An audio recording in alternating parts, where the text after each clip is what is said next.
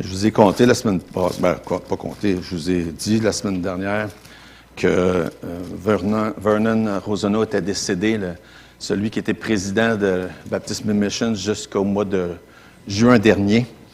Et puis, c'était ses funérailles hier, évidemment. J'aurais bien aimé ça hier, mais il faut dire que non seulement c'est loin, mais en plus, de toute façon, ça aurait été trop compliqué. Mais j'ai eu l'occasion d'écouter en direct, en ligne, ce service-là. Et puis, je voulais juste lire quelques lignes pour commencer de ce qui avait été écrit. Vous savez, sur le site des salons funéraires, il y a toujours une chronique nécrologique. Puis il y avait quelques lignes que je trouvais intéressantes. J'ai dit, je vais vous lire ça. Vernon est né le 5 août 1949 en République du Centre-Afrique. C'est là que la mission Baptist Missions a commencé. Ses grands-parents, son grand-père était au tout début. Fait que quand Vernon a quitté en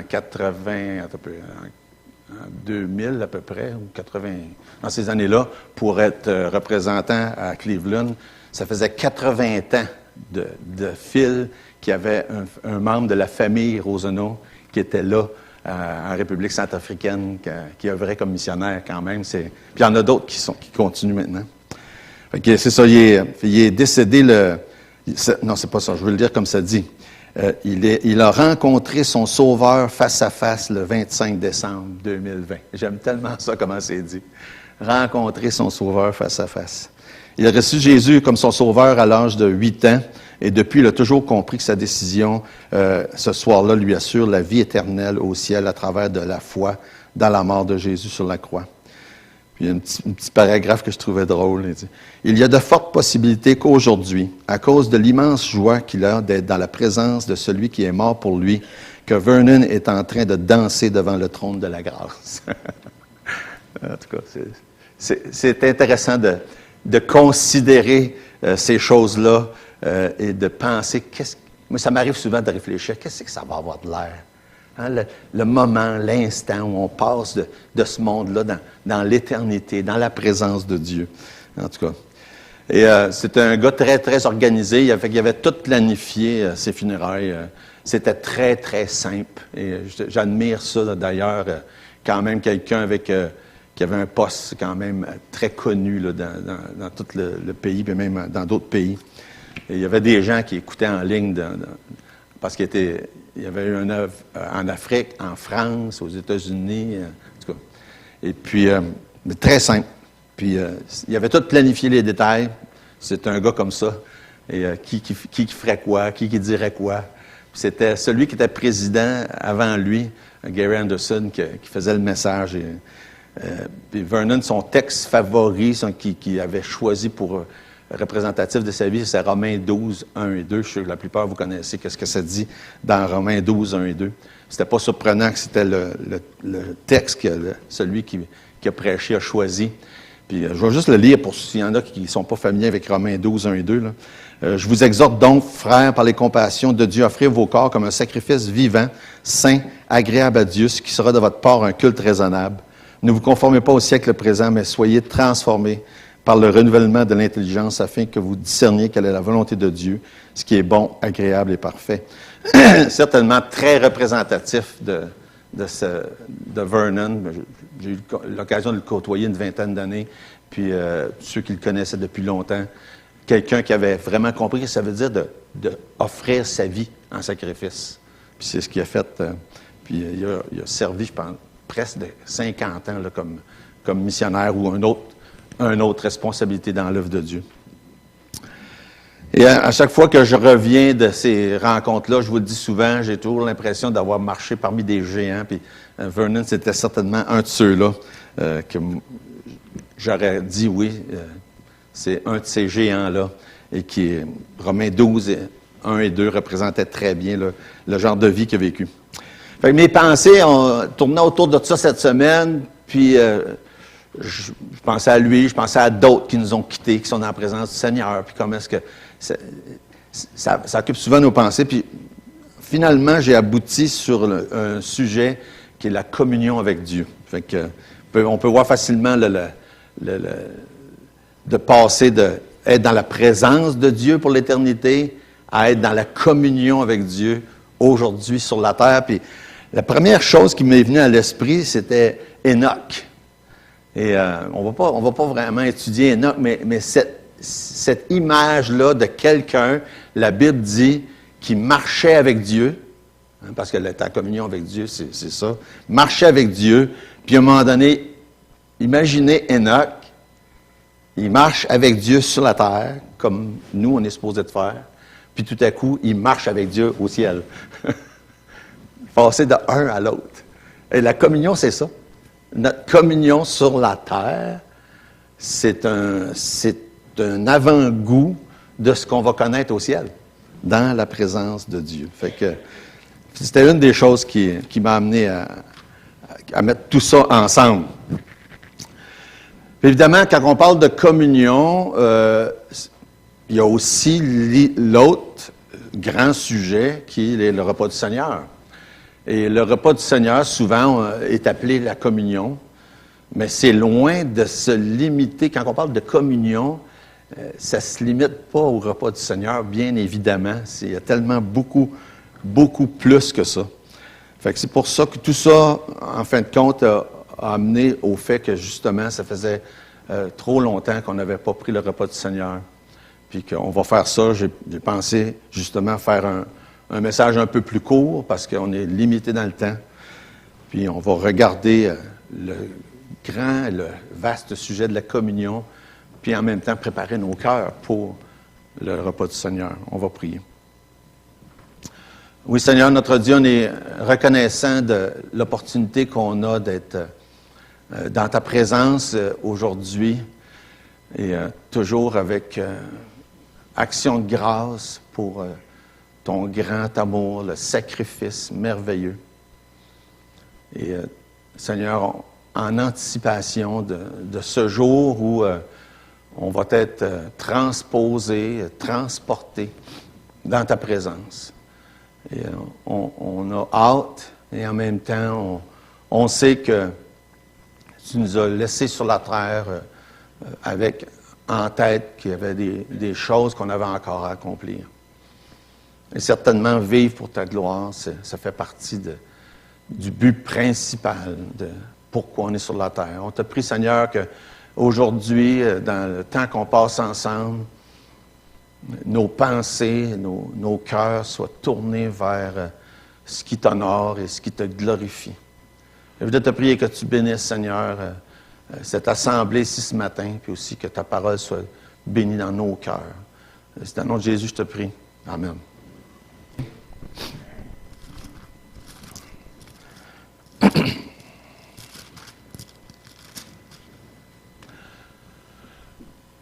Corinthiens chapitre 10, verset 16.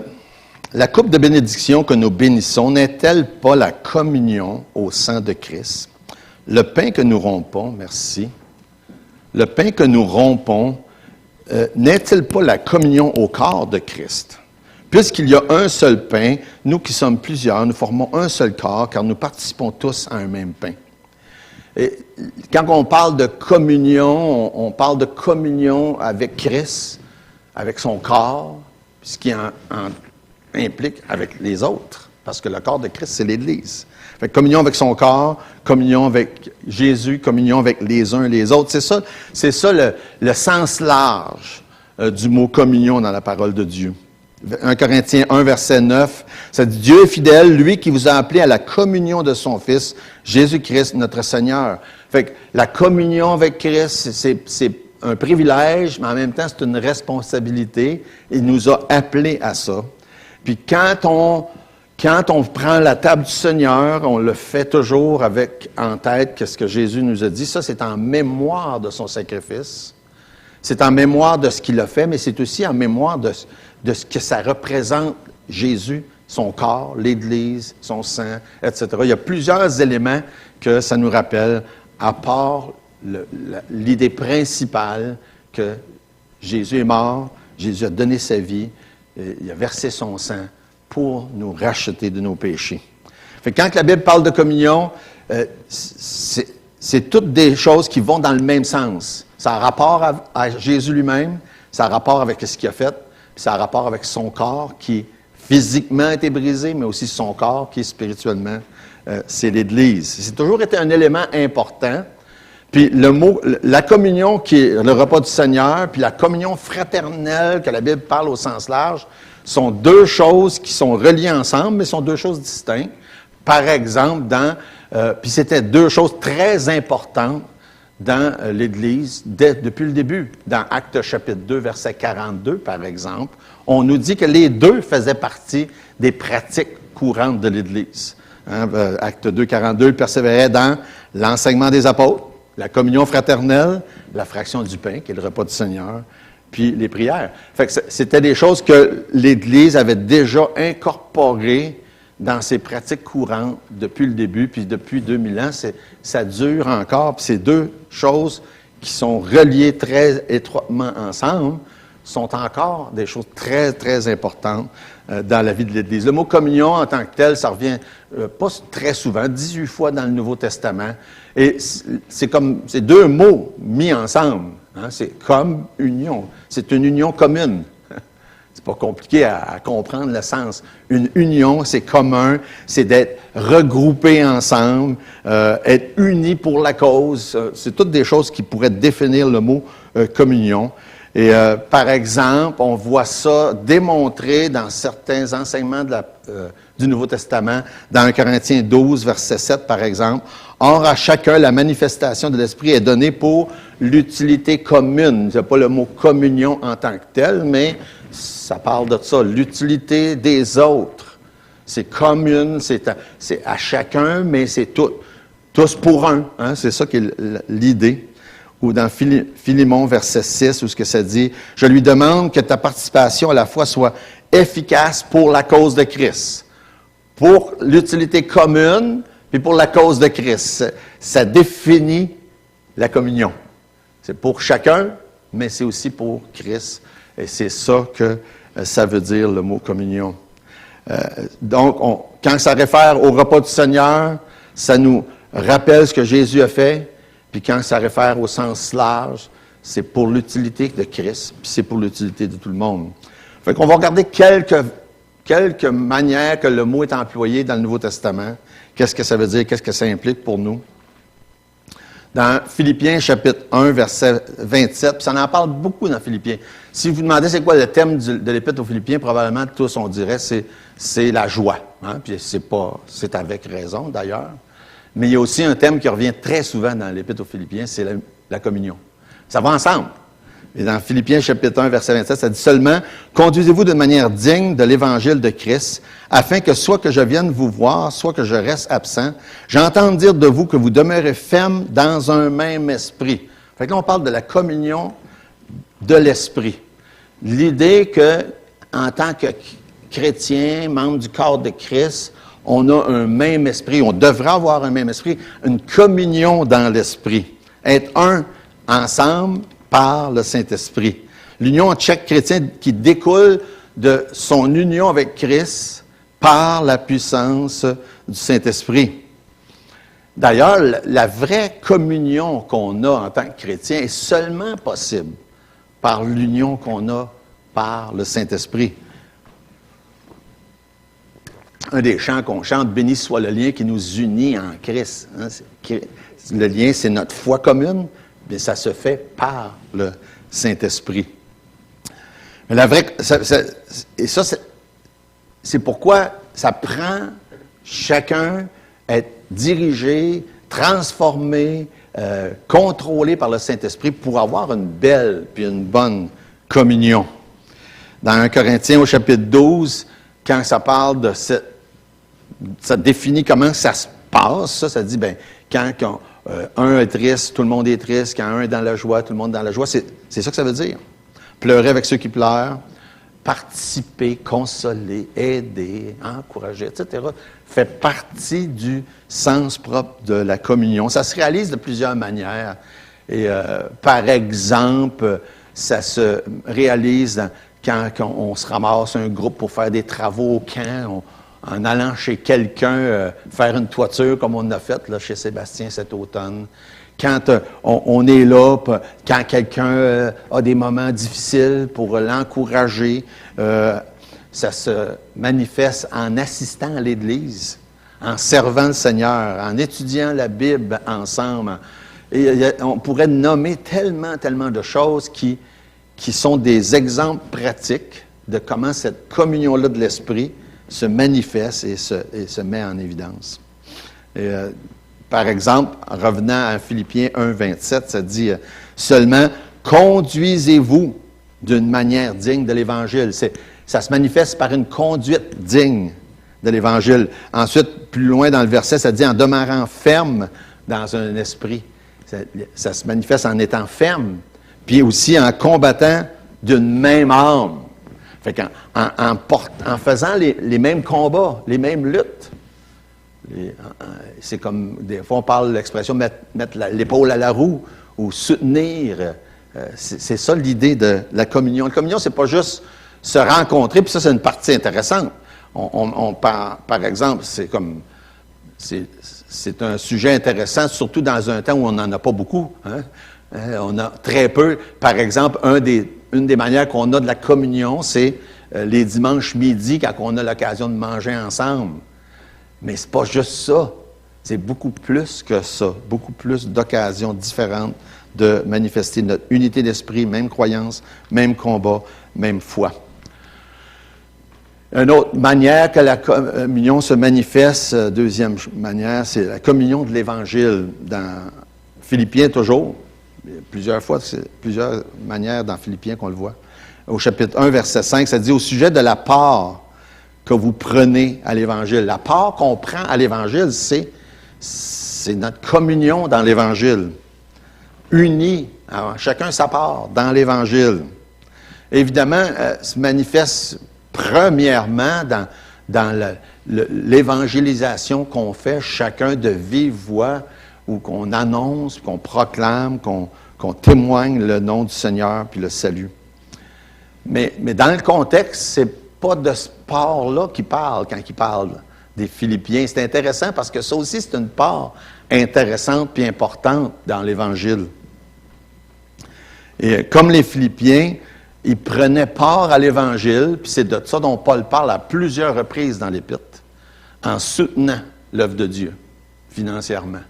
Et c'est intéressant qu'ils mentionnent ça comme leur communion dans l'Évangile. Chapitre 2, verset 25, par exemple. « J'ai estimé nécessaire de vous envoyer mon frère Épaphrodite, mon compagnon d'œuvre et de combat, par qui vous m'avez fait parvenir de quoi pourvoir à mes besoins. » Ils prenaient part à l'Évangile de Paul comme ça. Chapitre 4, verset 10, « J'ai éprouvé une grande joie dans le Seigneur de ce que vous avez pu enfin renouveler l'expression de vos sentiments pour moi. Vous y pensiez bien, mais l'occasion vous manquait. » Encore là, il parle de leur part qu'ils ont envoyé pour soutenir Paul. Chapitre 4, verset 18, « J'ai tout reçu. » Il a reçu quoi? Ben, ce qu'il leur avait envoyé. « Je suis dans l'abondance, j'ai été comblé de bien, en recevant par Épaphrodite ce qui vient de vous, comme un parfum de bonne odeur, un sacrifice que Dieu accepte et qui lui est agréable. » Fait que c'est intéressant de voir que pour les Philippiens, Paul souligne à plusieurs reprises leur part, leur communion dans l'Évangile. Et cette manière de faire-là existe depuis 2000 ans. C'est comme ça que Dieu veut qu'on fasse, qu'on prenne part, qu'on ait une communion avec d'autres dans l'Évangile. C'est pour ça qu'on a, au travers des années, envoyé de l'argent dans différentes places au Québec, que ce soit à Sept-Îles, à Saint-Jérôme, à Québec, etc., pour soutenir l'œuvre de Dieu, prendre part. Ou même en France, en République dominicaine. Et c'est intéressant parce que pour plusieurs d'eux aussi, il y a d'autres personnes de d'autres places qui prennent part de la même manière que ça se faisait à l'époque de Paul. C'était intéressant. Puis la part que les Philippiens avaient se limitait pas à soutenir Paul, puis soutenir Paul parce qu'il évangélisait. Leur part dans l'Évangile pouvait aussi servir à soutenir d'autres personnes qui avaient d'autres besoins. Et ça, c'est intéressant. Ça aussi, ça devrait, puis ça doit exister, puis ça existe encore. Par exemple, dans le chapitre 15 de Romains, verset 26, « Car la Macédoine et l'Achaïe ont bien voulu s'imposer une contribution en faveur des pauvres parmi les saints de Jérusalem. » Et ils prenaient part de cette manière-là pour soutenir des gens qui avaient des besoins. Et c'est encore, aujourd'hui, on a le filet social qui existe, c'est moins nécessaire que ça l'était à l'époque. À l'époque, c'était la seule manière que ça puisse se faire. Mais c'est encore nécessaire. Et c'est encore utile. Puis il y en a qui le font, puis il faut que ça fonctionne encore. Cette manière-là de prendre part à la cause de Christ en soutenant des frères et des sœurs qui sont dans le besoin. Fait que c'est intéressant de voir cette communion-là, hein, unis ensemble pour une cause, unis ensemble pour Christ, unis ensemble pour l'union entre frères et sœurs. Donc, la communion de l'Évangile, c'est tout d'abord en proclamant l'Évangile, mais c'est aussi en soutenant les chrétiens et ceux qui proclament l'Évangile. Une autre chose qui est mentionnée par Paul dans Philippiens, c'est sa communion dans les souffrances de Christ, dans Philippiens 3:10. Certainement pas celle-là qu'on est le plus familier avec. Souffrir, peut-être. Plusieurs auront et ont expérimenté des souffrances. Mais les souffrances de Christ, pour la cause de l'Évangile, moins de nos jours. Paul dit dans Philippiens 3:10, « Ainsi je connaîtrai Christ et la puissance de sa résurrection et la communion de ses souffrances en devenant conforme à lui dans sa mort. » Je ne peux pas dire que j'ai expérimenté des souffrances de Christ pour la cause de Christ comme ça. Ceux qui nous ont précédés au Québec, il y a 50, 60 ans, l'ont expérimenté. Ça, des souffrances pour la cause de Christ. Beaucoup plus que ceux de notre génération. Mais il y a encore des gens qui souffrent pour les souffrances de Christ, pour le Seigneur, à cause qu'ils sont chrétiens aujourd'hui. C'est vrai qu'en 2020, ça n'a pas été plaisant. On a eu plusieurs désagréments.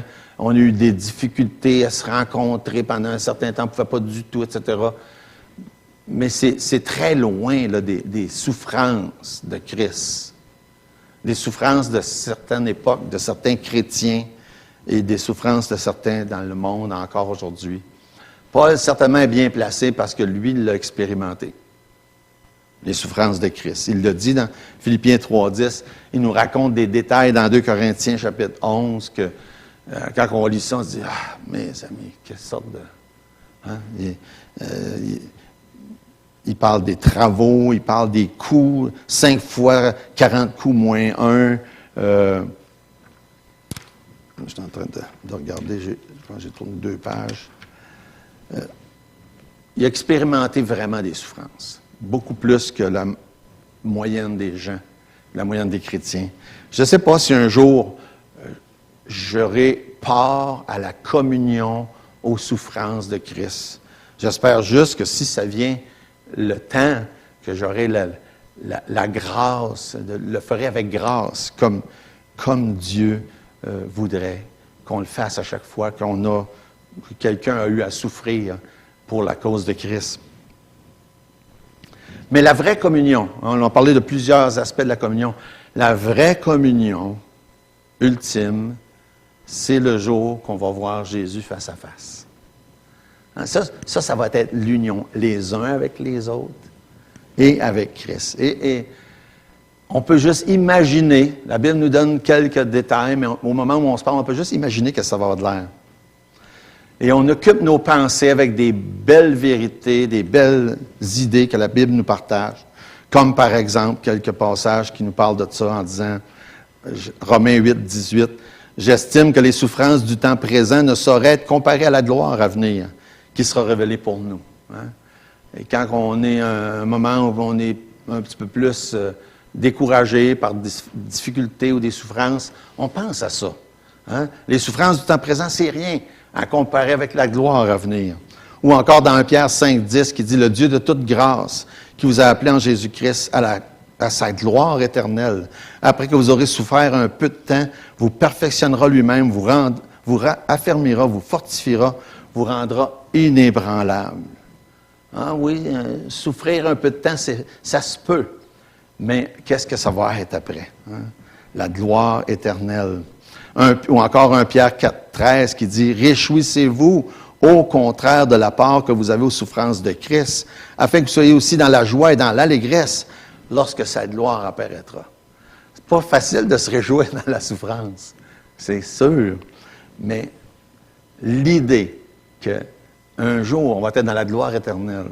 Et je pensais encore à Vernon qui n'a pas choisi de souffrir pendant, je ne me souviens plus combien, 4 ou 5 dernières années, d'un cancer, le traitement, puis ça ralentissait, puis il retournait en traitement, puis ça revenait. Puis, et je me souviens, la dernière fois qu'on a parlé, c'était au mois de mars, puis c'était évident là, qu'il sentait que ça s'en venait la fin. Et savez-vous qu'est-ce qu'il disait très souvent? Il disait, vous allez trouver ça drôle, ça va bien aller. C'est pas de même qu'il disait ça, parce qu'en anglais, ça sonnait pas de même. Il disait, it's gonna be all right. Il disait tout le temps ça, it's gonna be all right. Ce qui veut dire, ça va bien aller. Mais quand il disait ça, là, ça parlait pas pantoute que c'est ce qu'on entend de nos jours. Qu'est-ce qu'il était en train de dire, puis que c'était évident. Il croyait dans un Dieu souverain, que même si ça va pas bien là, aujourd'hui, là, faites-vous-en pas, Dieu est au contrôle. Ça va bien aller, dans ce sens-là. Et ça ne voulait pas dire du tout la même chose, surtout qu'on l'a tellement entendu, puis on a l'impression que ça n'a plus vraiment une très bonne signification pour des chrétiens. Mais c'est là une bonne signification quand on comprend pourquoi on dit ça. On ne dit pas ça comme le monde en se faisant des illusions. On dit ça quand ça va bien aller parce que Dieu est au contrôle. Puis Dieu est souverain. Excusez. Fait que le 25 décembre, excusez, son combat avec le cancer s'est terminé, puis Vernon, les dernières paroles qu'il a dit, ses enfants étaient rassemblés, sa femme, il a dit, Dieu est tellement bon. Ça, c'est les dernières phrases qu'il a dit. J'aime ça quand j'entends ça.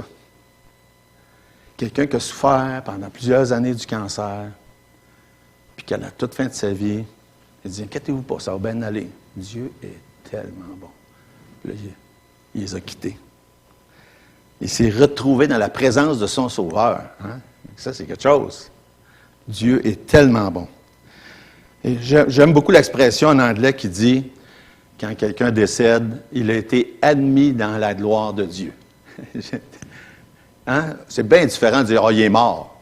Non, il a été admis dans la gloire de Dieu. Et lui et tous les autres qui nous ont devancés, parce que nos frères et sœurs qui sont décédés nous ont devancés dans la gloire de Dieu. Et c'est une image, c'est une pensée intéressante. Et ça me donne le goût, quand je pense à ça, d'avoir une bonne, puis une meilleure, puis une grande communion avec Dieu. D'être plus proche de Dieu que j'étais hier, d'avoir une meilleure communion. Parce que je le sais qu'un jour, quand mon temps va être fini ici, je vais aller dans la gloire de Dieu. Et j'aime entretenir ces pensées-là. Et en attendant qu'on se retrouve dans la gloire de Dieu, dans sa communion pour l'éternité, on a justement ce que Jésus nous a laissé pour se remémorer. Qu'est-ce qui nous donne le droit de passage pour y aller? C'est qu'est-ce que Jésus a fait, qui a versé son sang, que son corps a été donné. Et tout ça pour qu'on puisse parler de ce sujet-là aujourd'hui, là, d'être en communion avec Dieu, la communion de l'Esprit, la communion de l'Évangile, la communion de la souffrance, la communion de la mort, communion de la vie, communion du sang, communion du corps. Et je vous laisse avec ces idées-là à méditer et que Dieu vous bénisse et que Dieu bénisse votre communion puis notre communion avec Dieu. On va prier. Notre Dieu, merci pour le temps qu'on a de pouvoir être dans ta présence ce matin, ensemble entre frères et sœurs, en communion avec toi, avec ton esprit, en communion les uns les autres. Et je voudrais te prier, Seigneur, que tu puisses permettre que ce temps-là nous fasse réfléchir sur l'importance d'être proche de toi. Et c'est en nom de Jésus, je te prie. Amen.